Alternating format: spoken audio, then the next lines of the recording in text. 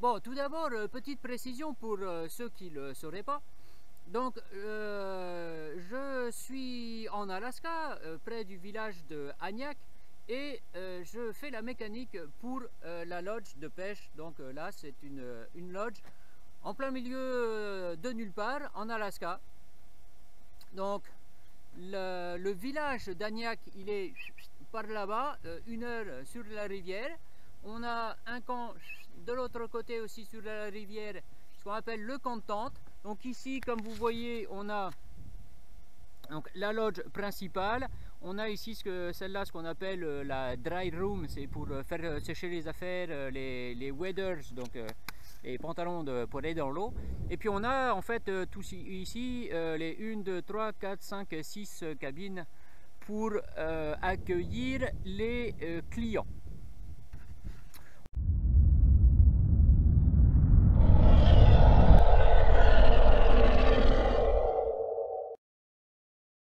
Donc, qu'est-ce que je fais là? Parce que moi, généralement, donc, je suis à Aniak à m'occuper de toute la mécanique là-bas. Et ben, cette nuit, on a un bateau ici qui a coulé.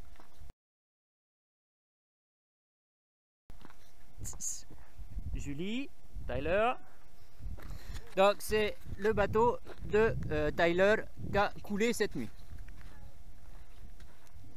Alors, on va la refaire.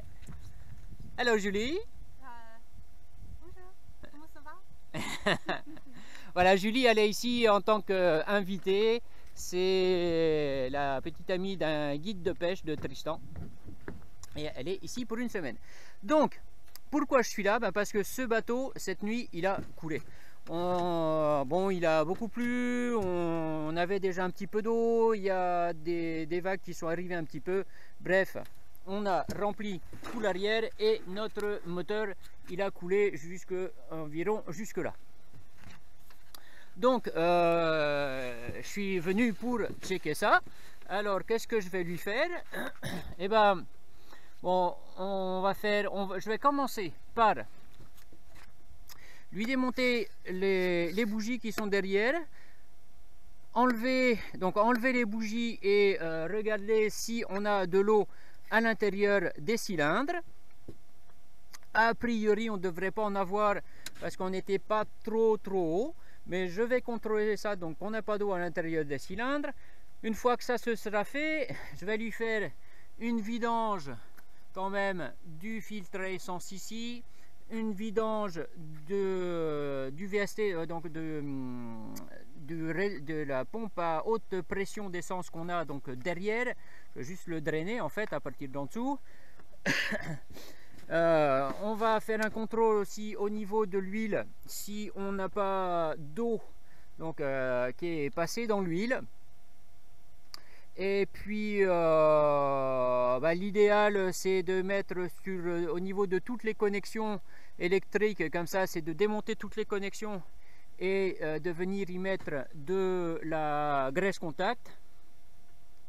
On voit qu'on a un petit peu d'oxydation par exemple ici. Donc ça, je vais nettoyer tout ça, je vais contrôler tout ça. Bon, l'oxydation, elle peut venir aussi depuis quelques temps. Hein. Ce moteur-là, je l'ai contrôlé samedi dernier, donc nous on est au mois d'août 2018. Je l'ai contrôlé samedi dernier, j'ai branché le computer dessus et on avait 1900 heures. Donc il n'est pas tout neuf, 1900 heures.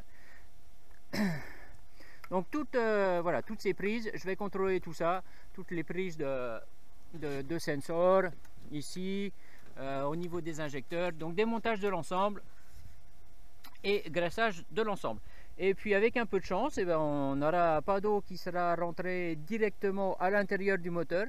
Donc au lieu de retourner à Aniak en le traînant pour environ 4 heures à le tracter, si je travaille bien, je devrais le refaire fonctionner aujourd'hui et ce soir Tyler pourra repartir avec tranquillement aller pêcher. Voilà, allez, s'il y a des petites opérations qui sont spécifiques, je reprendrai la caméra à ce moment là. Bon, alors, est-ce que le point qui est pas facile, c'est que je travaille au-dessus de l'eau en fait. Alors, j'ai enlevé mes 4 bougies qui sont là. Et dans la dernière, donc là j'ai regardé, on avait la bougie qui était un petit peu humide. Et donc en regardant avec une lampe, on voit qu'il y a un petit peu d'eau au fond. Donc je vais le faire tourner juste au démarreur, donc pour cracher la flotte. Mais pour ce faire, avant de faire ça, donc là j'ai drainé le réservoir d'essence à haute pression qui se trouve derrière. Donc pour faire ça, on a juste ici, voilà, la vis de vidange qui se trouve ici. Il suffit juste de déconnecter le petit tuyau qui vient, normalement il est connecté sur l'admission ici pour ne pas le perdre. Et donc de drainer à partir du tuyau. On ouvre la vis de vidange donc, qui se trouve ici. Par contre, quand on ouvre la vis de vidange, il ne se passe rien. On repasse sur le dessus du moteur, donc au-dessus je trouve plus le mot, enfin au-dessus de l'admission, donc sur la partie haute du réservoir à haute pression, on a ici ce capuchon qui vient couvrir un embout de test, donc où on vient mettre on vient vérifier la compression à l'intérieur de ce réservoir à haute pression. Donc ça c'est simplement une petite valve, exactement comme la même chose que sur un pneu de vélo, pneu de voiture, etc. Et il suffit de venir appuyer sur la partie centrale de ça pour qu'on ait dans la partie basse notre écoulement à partir du tuyau. Voilà, donc là moi mon essence ici donc est vidangée. Je vais vidanger au niveau du filtre et je vais le faire tourner. Voilà, donc j'ai vidangé mon filtre aussi ici. Bon, a priori j'avais pas d'eau ni dans le filtre ni dans le réservoir à haute pression, la d'essence. Bon, quelques petites gouttelettes, mais c'est bouffé par les moustiques. On voit, ouais, si on voit un petit peu là. Donc ma bouteille n'était pas parfaitement propre non plus. Et puis là, faut dire que ça fait déjà 3 mois que les bateaux tournent et on fonctionne avec des réservoirs, voilà, comme on le voit ici là. Et quand il pleut, puisqu'il pleut beaucoup en Alaska, ça a tendance à rentrer par le bouchon. Donc on a toujours un petit peu d'eau qui arrive à passer à travers notre séparateur et arriver jusqu'au filtre et à passer à travers le deuxième petit filtre et arriver là-dedans. Donc ça c'est quand même assez courant qu'on ait quelques petites gouttelettes de flotte. Bon, chose importante avant de le faire tourner pour enlever notre eau de notre cylindre, c'est le coupe-circuit ici, il faut systématiquement l'enlever. Voilà, pour pas que on ait de l'allumage. Allez, on va regarder comme ça.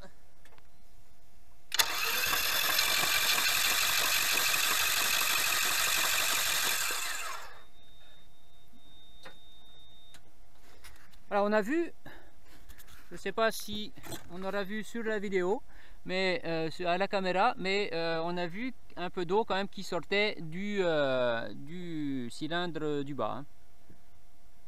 Bon, il n'y avait pas énormément d'eau, donc peut-être que si on l'avait fait tourner, ça n'aurait pas posé de soucis. Mais le problème, c'est que si jamais on a le cylindre qui est complètement en bas et qu'on remplit avec de l'eau, si on essaye de le faire tourner, on va plier la bielle. Hein.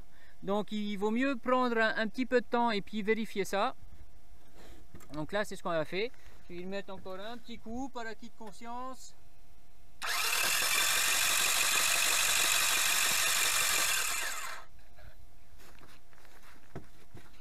Allez, donc ça c'est fait. J'ai plus qu'à remonter mes bougies.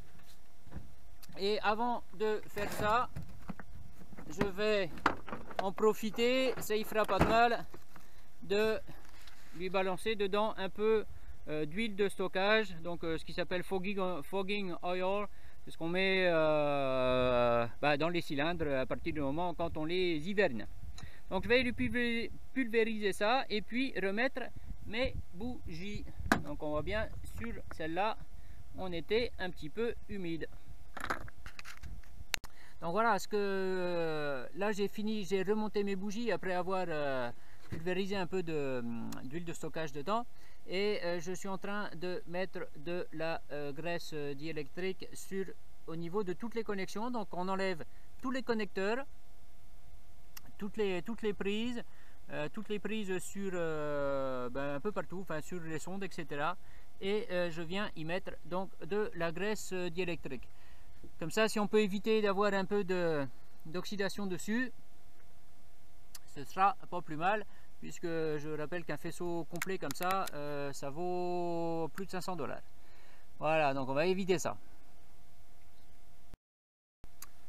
Bon, maintenant qu'on a passé toutes les connexions avec de la graisse diélectrique, je vais tout simplement lui pulvériser du WD-40 partout.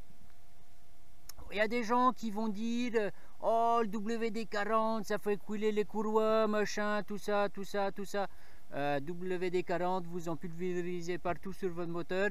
Ça coûte rien, ça coûte 10 € une bombe comme ça. Et ça vous sauve énormément de problèmes. Si le WD-40 crée un problème, c'est que vous avez déjà un problème latent à l'intérieur de votre truc. Le seul problème que pose le WD-40, c'est à l'intérieur de tout ce qui est démarreur, alternateur, etc. Parce que si vous pulvérisez donc directement, bon, une fois démonté, parce que comme ça, si on pulvérise dessus, ça pose absolument aucun souci. Mais si vous démontez votre moteur électrique et pulvérisez du WD-40, en fait, ce que ça va faire, c'est que ça va agglomérer tout ce qui est poussière et créer des fuites électriques. Donc c'est le seul problème en fait que je connais moi dans mon utilisation du WD-40. Donc là dessus, ça ici sans aucun souci, mais à l'intérieur c'est pas le cas. Donc là, on va pulvériser de ça partout. On n'a pas oublié bien sûr de mettre de la graisse contact aussi à l'intérieur de nos fusibles. Et puis là, là, la bombe, elle y passera. Si elle y passe pas maintenant, je vais laisser la bombe à Tyler et puis il la passera ce soir. On en repassera demain. Comme je dis, une bombe comme ça, ça vaut 10 €. Un moteur comme ça, ça vaut 10 000 €. Il n'y a pas photo. Des bombes, je vais en passer quelques-unes si on peut encore prolonger la vie de notre moteur qui a déjà 1800 heures, 1900 heures. Mais donc on va pas hésiter à balancer du WD-40. Donc là, petite pulvérisation, je vais le faire tourner, donc je vais le faire fonctionner pour bien en fait mélanger l'huile. Comme ça, si j'ai de l'eau qui est au fond de mon réservoir d'huile, enfin au fond du carter d'huile, ça va le mélanger avec, et une fois tourné, je verrai si j'ai de l'huile dans mon carter. Parce qu'actuellement, donc j'ai soulevé la jauge, évidemment, j'ai regardé le niveau. Si je sais que le niveau était correct, donc sur la jauge avant, bon, puisqu'ils sont obligés de regarder les niveaux tous les jours, hein, ils tournent 8 heures avec, hein, par jour. Donc si on avait eu le niveau d'huile bien au-dessus de la jauge normale, ça nous indique qu'on a de l'eau au fond. Parce que en tirant la jauge comme ça sans le faire tourner, notre eau elle est au fond du carter, donc on ne va pas le voir. Donc c'est pour ça que j'ai regardé l'ensemble des points donc, que je viens de contrôler avant, et que maintenant je vais le faire tourner et vérifier que j'ai pas d'eau dans mon huile. Si jamais j'ai de l'eau dans mon huile, je vidangerai. Mais donc là, je vais regarder ça. Allez, on va voir ce que ça donne. On va essayer de le faire démarrer. On entend bien notre pompe à haute pression sur le côté, on l'entend. Et allez, c'est parti. Oh. Bon. Ça va, il a pas trop peiné. Bon, ça fume un peu, c'est normal. Je rappelle qu'on a balancé quand même pas mal de fogging oil à l'intérieur des cylindres. Donc là, les premiers tours, ça ressemble un petit peu à du 2 temps. Hein. C'est plus du 4 temps. On a un mélange d'huile et d'essence. Mais donc voilà, je vais le laisser chauffer un petit peu, être sûr que mon huile se mélange bien partout à l'intérieur du moteur et que si jamais on a des traces d'eau à l'intérieur, que ça draine ensemble. Et puis on va voir ce que ça donne sur la jauge. Bon, notre moteur a tourné, il est un petit peu chaud, notre huile normalement est bien mélangée et quand on tire la jauge, on a voilà une huile qui est parfaitement noire, on n'a aucun signe de mélange d'eau. Donc c'est bon comme ça, je ne vais pas le mélanger, je ne vais pas le vidanger. Bon, et ben je vais rien y faire de plus. Donc on va laisser tout ce qui est cache comme ça enlevé, donc le cache là pour la partie électrique, le cache aussi pour la courroie de distribution. On va laisser tout ça ouvert. Tyler, il va aller faire des tours de bateau toute cette journée. Il va ramener les clients demain de toute façon là-bas. Et je vais lui laisser la bombe de WD-40 et il pulvérisera ça autant qu'il voudra. Et puis, normalement, ce sera bon. Donc voilà, on a fait tout ce qu'on pouvait en tout cas. Je vous dis à bientôt pour de nouvelles aventures. J'espère que cette petite vidéo vous aura été utile. Et je vous dis à ciao.